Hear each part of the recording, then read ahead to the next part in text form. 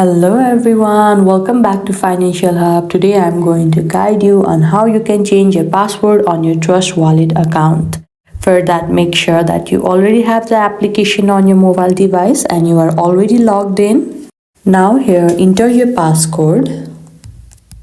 At this home page, at the top left corner, you can see the settings icon. You need to tap over there. In this section, you can see the option security. Simply tap over there. Again, you need to enter your passcode.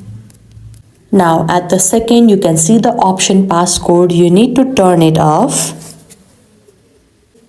To turn it off, you need to again enter your passcode. Now, after you are done turning off your passcode, come back to the page again. Now, make sure that you once again go at the same setting option. Here, simply turn on the passcode. Here now we are required to create ourselves a new passcode which is strong and secured.